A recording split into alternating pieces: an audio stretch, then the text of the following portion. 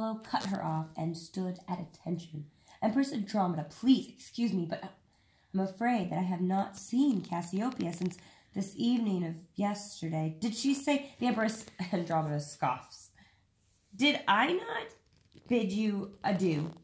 The princess is a bit confused, tried to correct Apollo as if he was incorrect. The event has started. The performance has begun, and you are suited in the character as the keynote speaker. You are telling me that Cassiopeia left you without proper guidance of how to fulfill on this event to completion?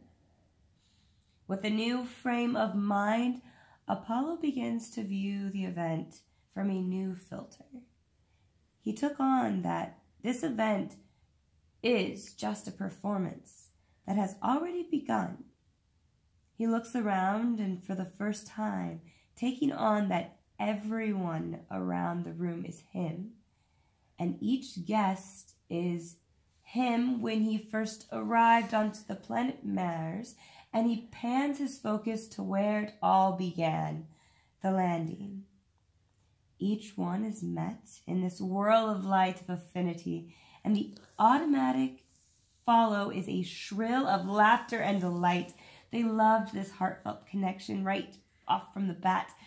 All the servants beaming with the same enhancement, all the guests as they did the first cast on him. Truly, Apollo got it. She had gotten him quicker than anyone had, and in that moment of being gotten, he had disappeared. She had demonstrated to all of the assisting how to properly bestow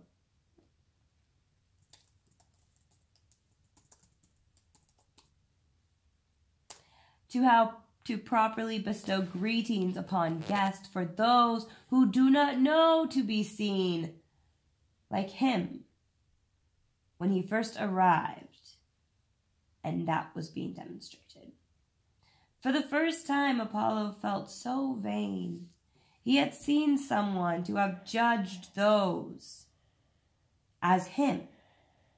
He had seen himself as someone who judged those who were not of his time and had not been given everything at that time.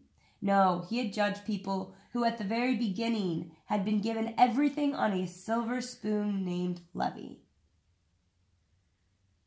These guests do not have what others had always considered to be everything. What they did not have was that to be with everybody. And they were still lonely. And she knew that. And she healed that for him so he could actually get that glimpse at that moment of watching other people being lonely and having that disappear. For him, watching that happen,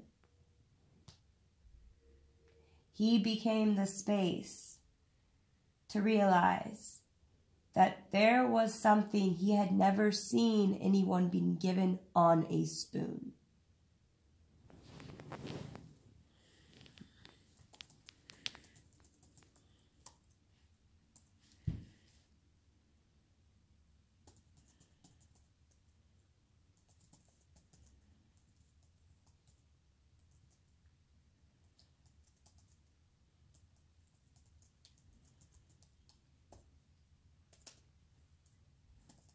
The night moved forward to the next scene. The conversation.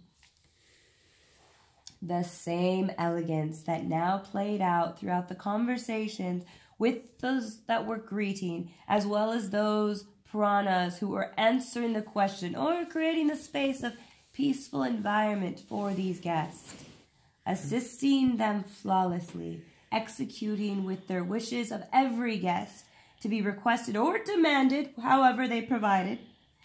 Here she was, his shadow.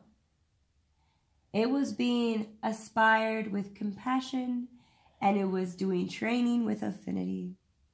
All the servers to be the best service to those that they were in attendance for. Be still, my beating heart. Apollo had watched and mocked the royal and the rich for all losing all of theirs. Them with fame to slander, them with glory to fraud, them with possessions in prostitution. But he had never witnessed this gift being dropped from any silver spoon, for he was the first one that he had ever seen witness when they lose true love.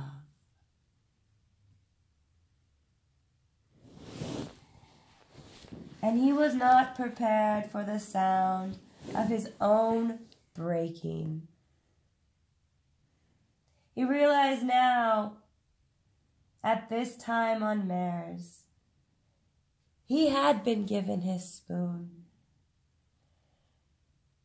his levy, his Mr. Meeseeks, played true to his name. Poof. We all will get that chance, but this gift is one of the monkey's paw, as clear as day to those who have been gifted it.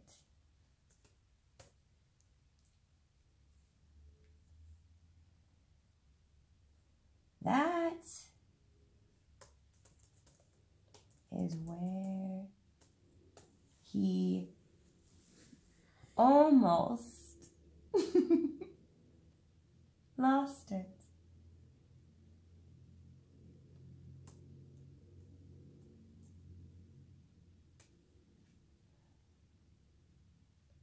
But this is a love story. I love you, Apollo.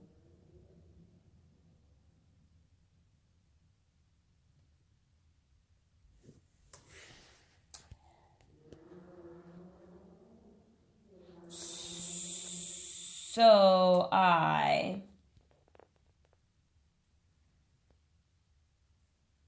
yes or no? For what? Just choose. Yes.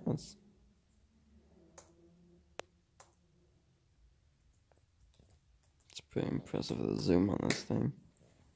So Apollo held it in for the next act. Did you get that last part? Mm-hmm. That's all that you get for this recording. One more time for good measure. No. Gonna save it for another chapter then? You can save it for another chapter. What did you think about that, though? Marvelous. Did you like it, though, seriously? Mm-hmm. What did you think? I liked it. What did it mean to you? I don't even know, Mia. You don't know? No? You want me to kind of explain where I was going in my thought process? Sure. Where I was going with my thought process is when they read at the very beginning, you see, like, how bossy... Like, when he first gets there, you get that he, like... I mean, they just like, freaking connected. Mm-hmm. And then they go onto this balcony scene where you can tell, like, they're both the same person. Mm-hmm. And the only reason that they can't be together at this moment is because she knows she's supposed to fulfill on this great banquet. And, like, what he usually does is just go for whatever he wants. Like, he is the heart in this, and she has to be the brain. And they both have to fulfill on what they're supposed to fulfill. But the way he takes that is, she doesn't want to be with me. There must be something wrong. I need to figure out what's wrong. And then he starts feeding into, something's wrong, something's wrong. She's with this guy, but this guy's a jerk. Like, she's great, but she's, like, trying to be smothered and all this stuff. And then all of a sudden, they turn it around. And everything that he did to try to, like, push her away was actually the best training to have people realize that those who love you are going to love you regardless of whatever you are saying or doing, because they're going to get whatever it's done to make sure that you succeed, because that's what they really care about. If they really care about you, they don't care how mad or how bad or how rude you are. They'll stick it through. That's why people love dogs. But, how's it possible when you paraphrase to make it actually shorter than the piece that you're paraphrasing? I don't know. I can't explain it. So, like, somehow you paraphrase something, it adds an additional 10 pages. I know. I don't know where that bit about Taco Bell came in. I'm just saying, a paraphrase shouldn't necessarily be longer than the Daniel, you know what I'd love to be source more than anything? material. I would love to be a literature teacher about this book. I will teach him a I'm thing or just saying, two. when you were in school and they said paraphrase this, did you hand in like 10 pages when it was one page that just needed paraphrasing? You're like, what? There's a lot to say. Miss White loved me. I was a great student. Like, Janine, how did you even get here? No. You had it in the first paragraph. Where did the other 5 pages come from?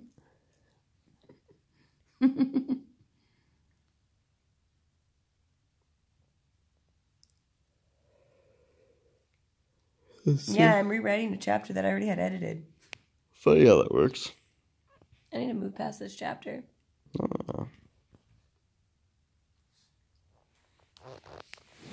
gonna take a photo of you and your